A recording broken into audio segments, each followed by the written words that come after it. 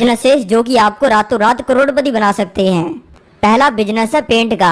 अब आप कहोगे कि क्या हम पेंटर बन जाएं और लोगों की दीवारें पेंट करने लगें? ऐसा नहीं है। अभी हम एक एग्जांपल लेते हैं नॉर्मल इंसान पप्पू का। पप्पू सबसे पहले अपने घर की लुगाइयों की बात सुन के एक बिल्डिंग के अंदर फ्लैट खरीदता है। बिल्डर उसको फ्लैट कलर करवा के ही बेचता है, लेकिन उसकी बीवी कहती है घर अपना है तो डिजाइन भी अपना होना चाहिए, और बीवी के कहने पर वो अपने घर के अंदर वापस कलर करवाता है। फ्लैट खरीदे जब उसको 1 साल ही हुआ होता है तो तब तक उसके बच्चे उसके घर की आधी दीवारों पर ड्राइंग वगैरह करके गंद मचा देते हैं। फिर वो उस गंद को छुपाने के लिए और रिश्तेदारों में अपने भौकाल को कायम रखने के लिए घर में वापस कलर करवाता है।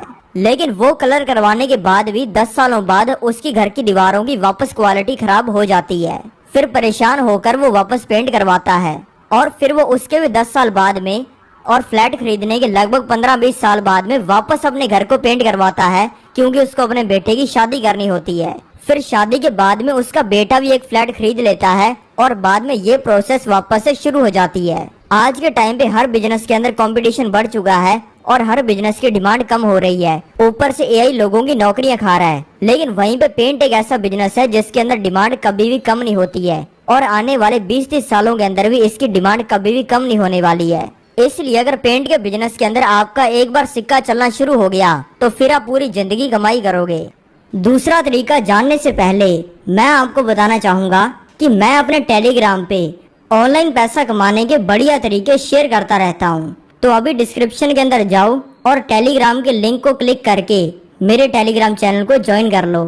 और मेरे नाम से बहुत सारे फेक टेलीग्राम चैनल और सोशल मीडिया अकाउंट्स बने हुए हैं, उनसे बचने के लिए डिस्क्रिप्शन में मैंने स्कैम अलर्ट दिया हुआ है, तो उसको भी ध्यान से रीड कर लो। दूसरा बिजनेस है टोबैको का। इसमें स्मोकिंग टोबैको जैसे कि सिगरेट्स भी आती है और च्यूइंग टोबैको जैसे कि गुटखा भी आता है, जिसको खाकर आजकल के सुपरस्टार अपनी जुबान केसरी कर रहे हैं। जो इस बिजनेस में काम कर रहे हैं, मैं वैसे काफी लोगों को जानता हूँ। मैं ज्यादा चीजें तो रिवील नहीं करूंगा, लेकिन बस मैं आपको ये बता देता हूँ कि अगर आपका इस बिजनेस के अंदर सिक्का चल गया तो फिर आप रोल्स रॉयस तो क्या प्राइवेट जेट भी खरीद सकते हो।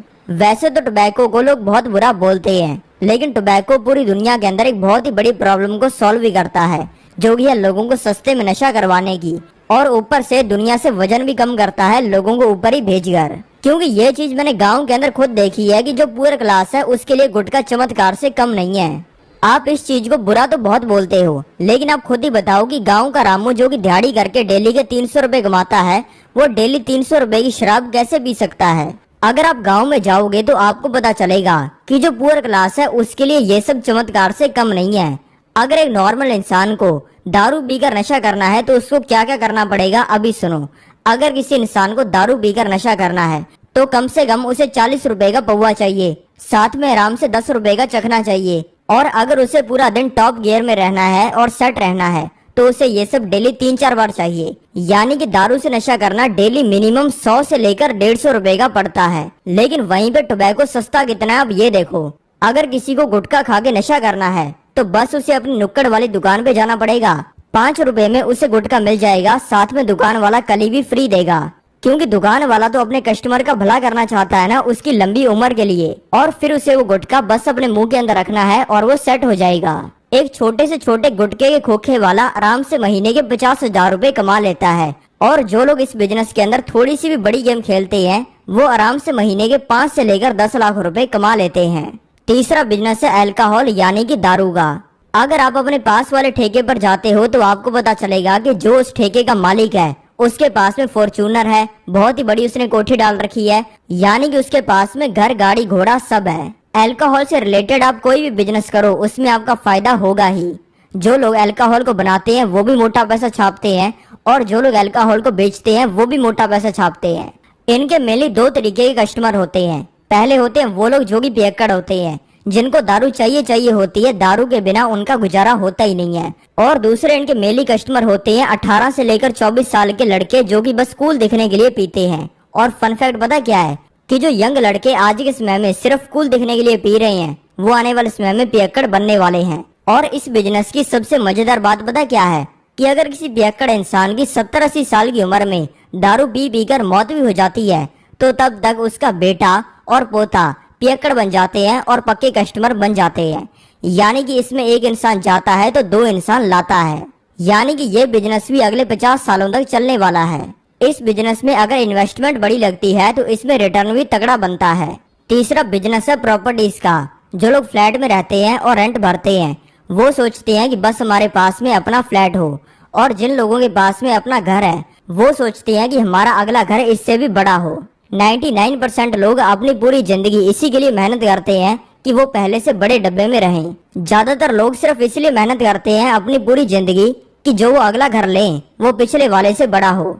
और प्रॉपर्टीज का बिजनेस करके आप ऐसे लोगों का फायदा उठा सकते हो। प्रॉपर्टी के बिजनेस के अंदर फायदा ये है कि इसमें नुकसान होने के चांसेस लगभग ना के बराबर होते हैं, क्योंकि इसमें नुकसान होगा ही क्या। अगर आपने जमीन खरीद ली तो ऐसा तो है नहीं कि कल को कोई इंसान आके कहेगा कि अब से दुनिया के अंदर जमीन डबल हो जाएगी। अगर प्रॉपर्टी का रेट किसी चीज की वजह से गिर भी जाता है तो कुछ ही सालों के अंदर वो रिकवर हो जाता है और पहले से भी कई गुना हो जाता है। अब आप कहोगे कि हमारे पास में प्रॉपर्टी खरीदने के लिए या फिर प्रॉपर्टी का बिजनेस करने के लिए 50 लाख करोड़ 2 करोड़ रुपया नहीं है, तो मैं आपको कब कह रहा हूँ कि आप प्रॉपर्टी का बिजनेस करने के लिए प्रॉपर्टीज को खरीदो। आप प्रॉपर्टीज की डील भी करवा सकते हो। बहुत सारे लोग प्रॉपर्टीज की डील करवाते हैं, यानी कि उस इंसान को मिलवाते हैं जो कि इंसान प्रॉपर्टी खरीदना चाहता है और उस इंसान को मिलवाते हैं जो कि प्रॉपर्टी बेचना चाहता है। इन दोनों की डील करवा के अपना 2 से लेकर 5% का कमीशन कमा लेते हैं। यानी कि अगर ऐसे उन्होंने 1 करोड़ का फ्लैट बिकवा दिया तो उनके 2 से लेकर 5 लाख रुपए बन जाएंगे। और प्रॉपर्टी की डील्स करवाना एक ऐसा काम है जिसके लिए ना तो एक्सपीरियंस चाहिए, ना ही कोई डिग्री चाहिए, और ना ही इसमें कोई बड़ा इन्वेस्टमेंट लगता है। अब ये समझो कि 10 महीने काम करके और डेली एफर्ट डालकर आप एक फ्लैट नहीं बिकवा सकते हो।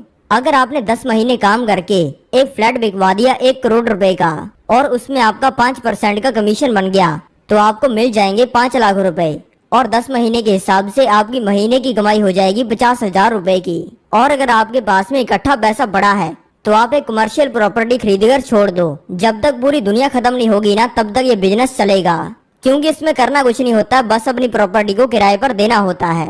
आपने एक बार अपनी प्रॉपर्टी को या फिर दुकान को किराए पर दे दिया तो बाद में जिस इंसान ने किराए पर लिया है उसका भले कुछ ही हो, भले उसे मुनाफा हो या फिर नुकसान हो, अपने आप बिजनेसेस बदलते रहेंगे और हमेशा टाइम के साथ में चेंज होते रहेंगे। जिस इंसान को बिजनेस में नुकसान होगा वो दुकान छोड़ के जाएगा, और जिस इंसान ने अगला बिजनेस करना होगा वो दुकान में आएगा। चौथा बिजनेस है ड्रॉप सर्विसिंग। ड्रॉप सर्विसिंग एक ऐसा बिजनेस है जिसके बारे में ज्यादातर लोग जानते ही नहीं है। इस बिजनेस में आप लोगों को कहते हो कि मैं आपको ये चीज करके दे सकता हूँ, और फिर जब सामने वाला इंसान एग्री कर जाता है तब आप उस इंसान को वो चीज करके भी देते हो, लेकिन वो चीज को आप खुद नहीं करते हो बल्कि उस चीज को लोगों से करवाते हो। ये थोड़ा आपके लिए कंफ्यूजिंग हो रहा होगा, तो चलो इसे एक एग्जांपल से समझते हैं। मान लेते हैं आपकी है एक ड्रॉप सर्विसिंग की कंपनी और आप वीडियो एडिटिंग करके देते हो। मान लेते हैं एक बड़ी कंपनी आपसे एडवर्टाइजमेंट बनवाना चाहती है और एडिटिंग उसकी करवाना चाहती है।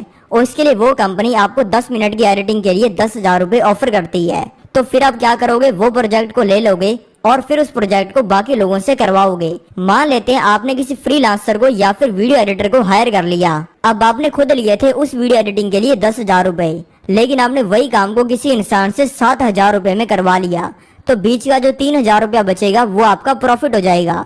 और इस बिजनेस की सबसे मजेदार बात यह है कि आपको खुद कुछ भी नहीं करना होता है, आपको सिर्फ क्लाइंट ढूंढने होते हैं जिनको कोई सर्विस चाहिए। और आज के समय में ये बिजनेस काफी ज्यादा डिमांड के अंदर है, क्योंकि हर इंसान को ऑनलाइन सर्विस चाहिए, भले वो वीडियो एडिटिंग हो, कंटेंट राइटिंग हो, वेब डेवलपमेंट हो या फिर ग्राफिक डिजाइनिंग हो। इसके लिए आपको सिर्फ क्लाइंट की जरूरत है, जिसके लिए आप सोशल मीडिया प्लेटफॉर्म्स जैसे कि यूट्यूब, इंस्टाग्राम का यूज कर सकते हो या फिर इन प्लेटफॉर्म्स के ऊपर अपनी एड्स चला सकते हो।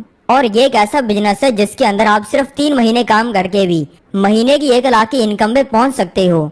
और ये बिजनेस स्केलेबल भी बहुत है, यानी कि ये बिजनेस के अंदर आप एक ही जगह पे रुक नहीं जाते हो, बल्कि आप इसको स्केल करते रह सकते हो और अपने बिजनेस को जितना चाहे उतना बड़ा कर सकते हो।